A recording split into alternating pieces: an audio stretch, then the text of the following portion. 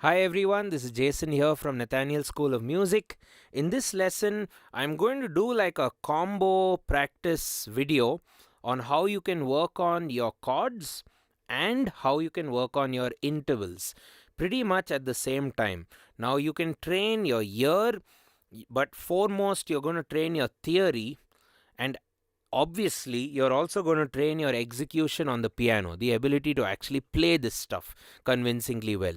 So all of the three skills, to put them all together and learn chords and intervals together, this requires a couple of things. You need to definitely pull out a book, pen, paper, or whatever, pencil. Get your keyboards out or guitar. You can do this lesson on a guitar as well, or a bass, or banjo. And most importantly, try to follow through the lesson. Look at our lesson chapters and go through till the end. I don't want you to miss a thing. And if you already know your triads, major and minor, if you're okay playing them, even if you don't know all the inversions, this video will be fine for you.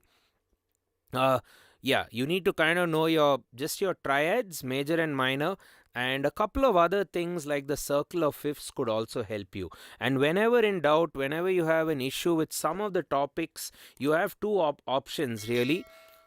Go back to our YouTube channel, go to our channel homepage, browse through, type things like circle of fifths, type some of the topics which I've been talking about. There are a lot of basic beginner versions of these topics. You'll also find it on our website in two ways. It's filtered very well under our free lessons category, and it is also available. All these topics are available as structured courses, video courses, or live in-person lessons with people like me at the Nathaniel School. So consider any of this stuff. There's also a Patreon which will help you supplement your learning with all my personally handwritten notes. Let's get cracking with the lesson. So I'm not going to give you specific melodies or riffs, which I sometimes do. I'm going to leave it a bit open in this lesson. So let's look at the most popular interval in music. Well, it's not the unison and the octave, even though those are easy. Unison, octave. We are going to skip by and do the fifths. The fifths are very, very strong intervals. You need to know their movement. And the first thing I'd encourage you to do to link up your interval of the fifth with the chords is the circle of fifths, which is essentially perfect fifths in a circle. Now, if you count in this direction, you're going to get C, G, D, A, E, B, F sharp, D flat, A flat, E flat, B flat, F, C. I hope I didn't forget anything. But anyway, if you count in the other direction, you're going to get C, F, B flat, E flat, A flat, D flat, also known as C sharp. Then you get G flat, also known as F sharp, B, E, A, D, G, C. Again, I hope I've not forgotten anything. So you need the circle of fifths, or write it down.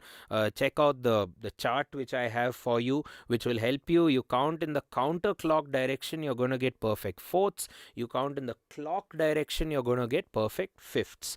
So take major chords, start with major chords, start with C major and go in the merry-go-round, which is the circle of fifths. You either move in the clock, with the clock, or you move against the clock.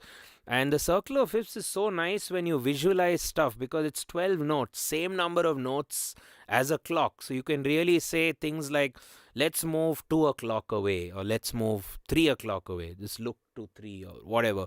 So the circle of fifths is a great tool to practice your intervals with the chords. And that's what this whole lesson is about. It's about working on your intervals and working on your chords. And I like these combo workouts. It's always very helpful for your overall growth, especially when you know some of this stuff. So you take C major, up the circle to G, up the circle to D, up to A, E, B, F sharp, D flat, A flat, E flat, and then B flat, F, and back to C. Now, while you do this, try to train your ear and sing some aspects of the chord, ideally the root. So, C, G, D, A, E, B, F sharp, D flat or C sharp, A flat, E flat, B flat, F, C. Now you see I moved over 2 beats. Maybe you're not going to do it 2 beats at a time. Maybe you want to do it 4 beats or 8 beats. Feel free. Do whatever is comfortable for you. Well, you could also end the study by going C, G, D, A, E, B, F sharp, D flat, A flat, E flat, B flat, F, C. That will be like the ultimate goal if you can get there. Also, what you see, for me to even survive playing through these chords, I need to know my inversions, right? I have to know that C, G, D, A. I have to play the most efficient path for my chords. So the faster I go, I need to know my inversions. So also train your inversions, and it's easy to understand that in the circle of fifths, there'll always be one note in common between the chords. And when you move in the direction of the circle, in the clockwise direction, you're actually forming cadences. More specifically, C, which is the what of the next chord, G. It is the fourth of the G. So C, G. So it forms this whole church amen cadence, which we call as the plagal cadence, 4-1. C, G. Like amen, which we have at the end of a hymn. So that's a circle going this way, and feel free to also do it with minor chords. A.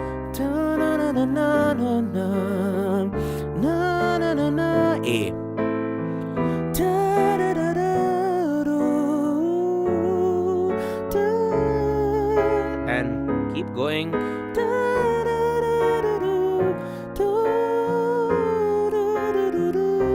All minor. Now major.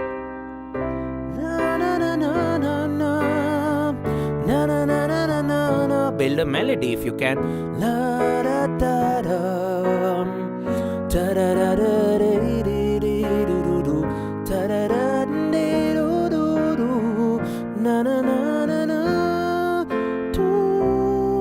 Back to your C. You don't have to start with C. I just showed it as a demonstration. Now you move counter the clock. So now you're going to go C, F, B flat, E flat, A flat, D flat, G flat, B, E, A, D, G, C. Now these are all going to be called as perfect cadences, or fifth, 5 going to 1 if you think about it. C,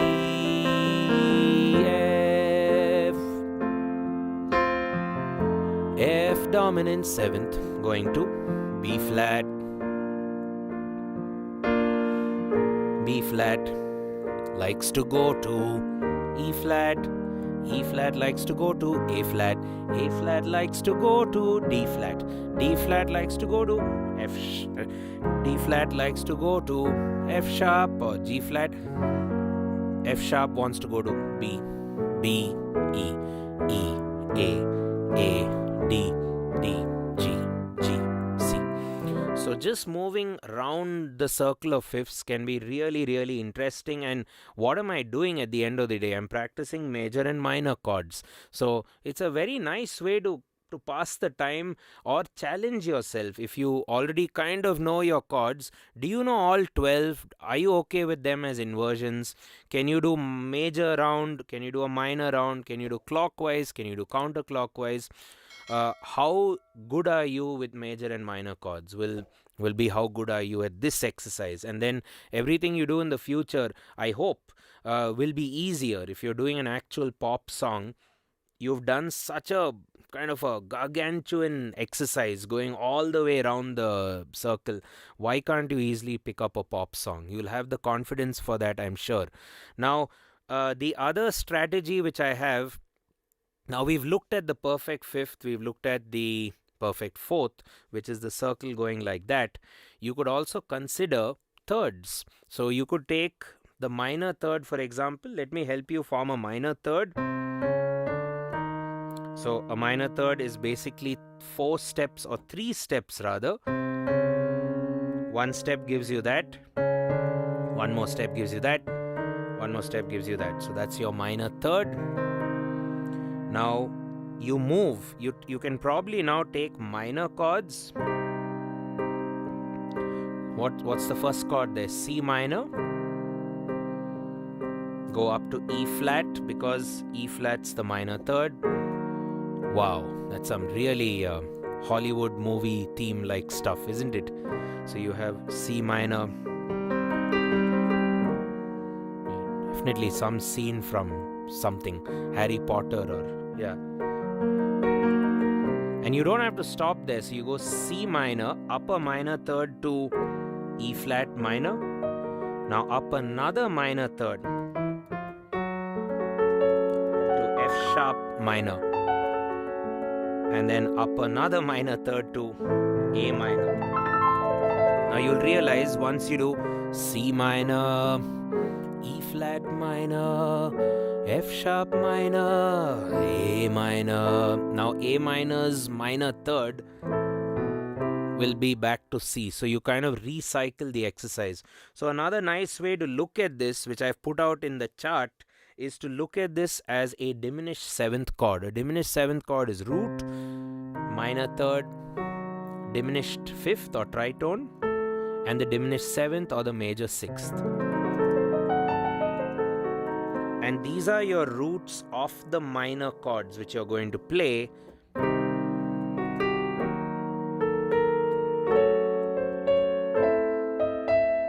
can build a little tune there.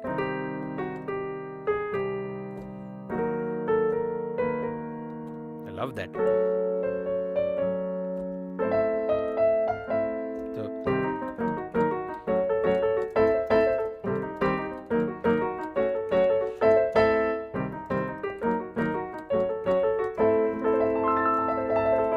So that's the linkage. The linkage is the minor third between the minor chords. Now how will this sound if you just replace the minor chords with major chords and retain the interval of the minor third between the major chords?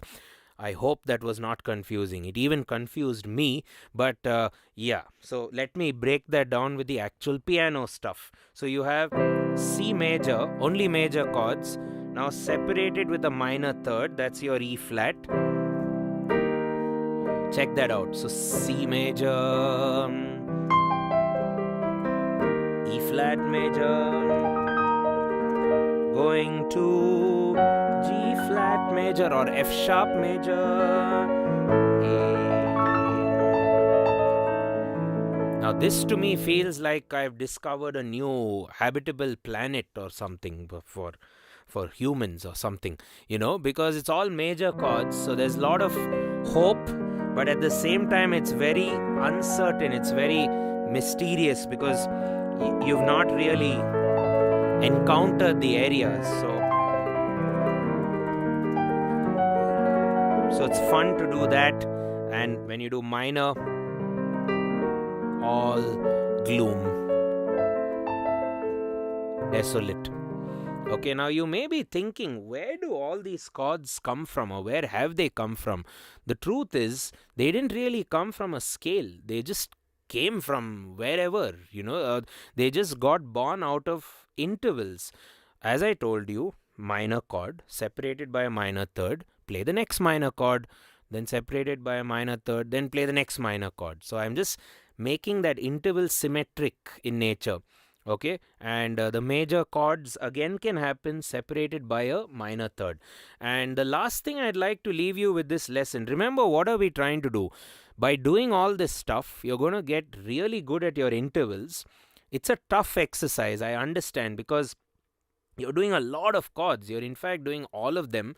And it's important to know that when you go through a diminished 7th chord like this, it's a symmetric chord. So you just have to learn 2 more diminished 7th chords. So you could do D diminished 7th and do your movement through these roots: D minor, F minor, G sharp minor, B minor. Then you have to do E diminished 7th, which is E, G, B flat, D flat. And then you have your E minor, G minor, B flat minor, C sharp minor. Very Edward Scissorhands like, if you watch that movie back in the day. Okay, so now that we've done skipping of minor thirds, we can do skipping of major thirds. How does that work? A major third, E, then E's major third is G sharp, and automatically you're feeling the augmented chord. And if you take G sharp's major third, it kind of recycles back to C.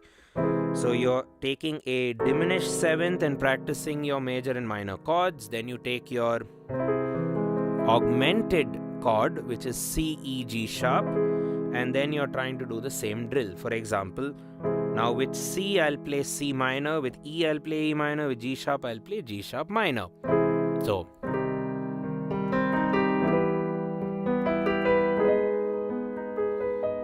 again, very movie-like.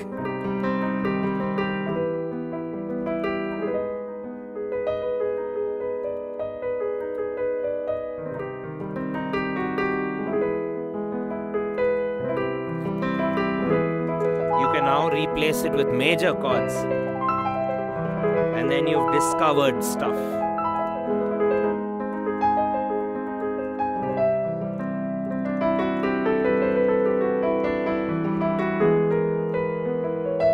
The Lydian mode works really well over this movement.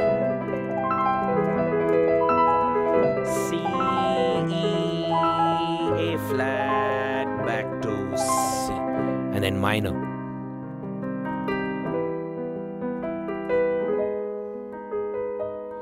Right? So, yeah, I hope this also answers the question, how do you make thematic Hollywood-like background score music? Well, this lesson.